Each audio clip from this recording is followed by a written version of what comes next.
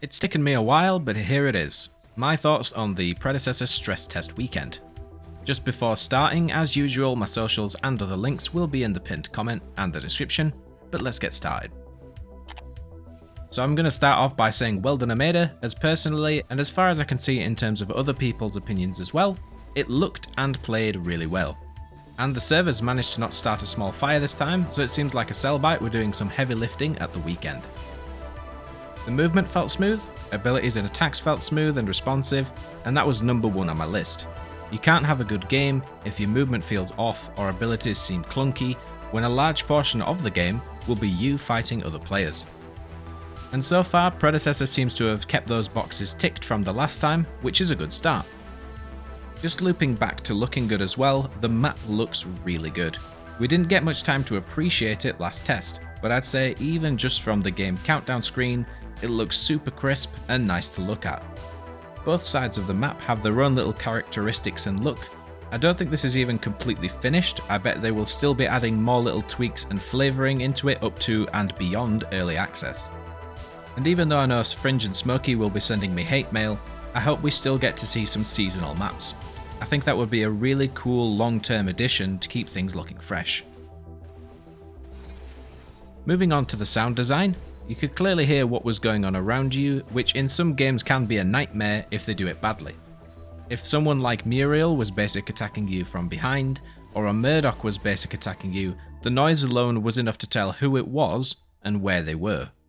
Same with footsteps, you could hear the stomp of Richter if he was chasing you versus the tippy taps of Kalari, you could tell the difference. I really like when the soundstage is designed well, as in a third person game especially, you need to hear who is where and using what when they aren't in your field of view. Another good thing to come out of the test was that the game times felt pretty good.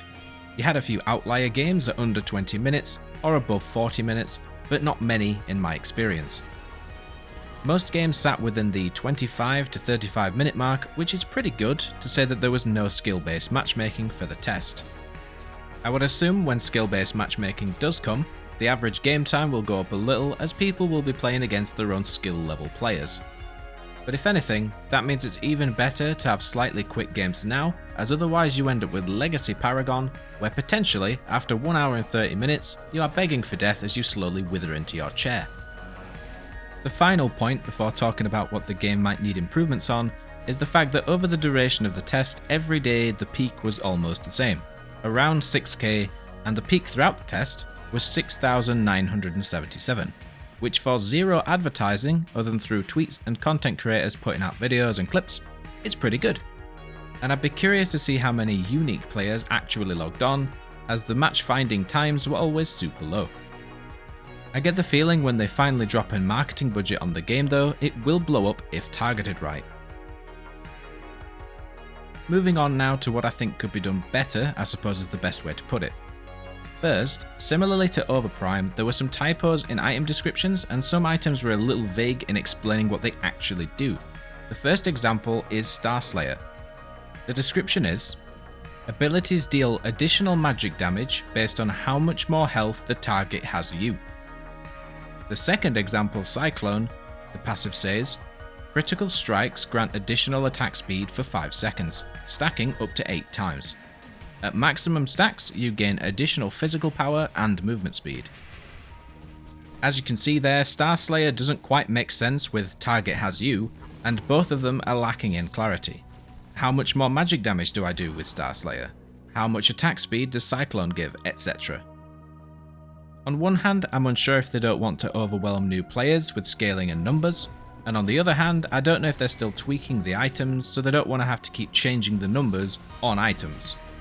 But I do think both a good QA of the text and showing how these things scale is very important. Damage scaling and passive bonuses will be one of the main reasons that you buy an item, so I feel it's a pretty big thing to leave out. Another slightly odd thing that I noticed in the test was sometimes, but not always, the range of the tower felt a little off. There is a white ring around the tower which is meant to signal the edge of its radius, but sometimes minions could get into that white bar and it seemed to not really care. Other times it would detect them instantly and fire. And when you're trying to freeze a lane, you really need to know how much you can get away with. I also noticed on occasion that your hit would be slightly delayed on enemies, so I'm unsure if the detection is a little off client side or if there was some lag for a few of my games. But I feel like something somewhere needs to be tightened up for the next test, to make it even more responsive and predictable what you can and can't get away with for both minions and in combat. A quick note on the role selection screen would be that the difficulty could be a bit misleading. For example, support is labelled as beginner, when support in my opinion will vary game by game. Warding and dewarding knowledge is important, plus depending on who your duo is, if you aren't a pre-made, they might make your life hell. So I'm not sure if I'm a fan of the labelling, as just because supports don't have last hitting to worry about, I wouldn't say it's an easy job. Leading on from the role difficulty labelling, a jungle issue I noticed is that it's labelled as expert, but the jungle seems to be, dare I say, fairly easy. I'm not really a jungle player, but there was never really a risk of anyone dying in the jungle as long as you had the jungle items. You were never really low, so you could pretty much gank from level 2 if you really wanted. I feel like they may need to make the jungle minions hit harder or make the jungle items a bit less powerful, as you can farm almost too effectively as a jungler with little to no knowledge of jungling with very little risk. The only other issues that I had with the test was the lack of naming above players' heads. I'm unsure why this was removed, as you can still see them on the scoreboard. Maybe allow player names to be a toggle. If people are new to the game, hero names are a good default to help them learn who is who. But for vet players, usernames would be a nice toggle option as well. The other issue was the lack of all chat, which again was in the last test. This granted can and will be used occasionally for trash talk, but there were a few times where I actually just wanted to help someone out. There was an enemy Kalari, for example, who kept running into me while invisible, thinking I couldn't see them. While hilarious for me, I just wanted to let them know that within the circle around her, I can see her. But I couldn't. But that's pretty much it in terms of my thoughts. Any more in-depth feedback or specific issues I have posted in the feedback channel on Discord, as should you. But as I said to anyone who saw me on Twitch over that weekend, I would guarantee that there is a bunch more stuff that they didn't show yet.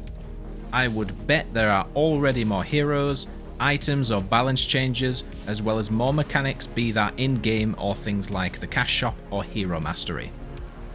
We did also get told by Ace that the game will be out in 2022, so only around 7 months to go, as I still don't think they will release in December, so I'm not even going to consider December as a month. So mark your calendars. I can't tell you where to mark them, so just mark every month I guess. But let me know what you thought of the stress test. Personally, I'd say it was a very positive experience with a few teething issues, but they didn't detract too much from showing off a really fun game.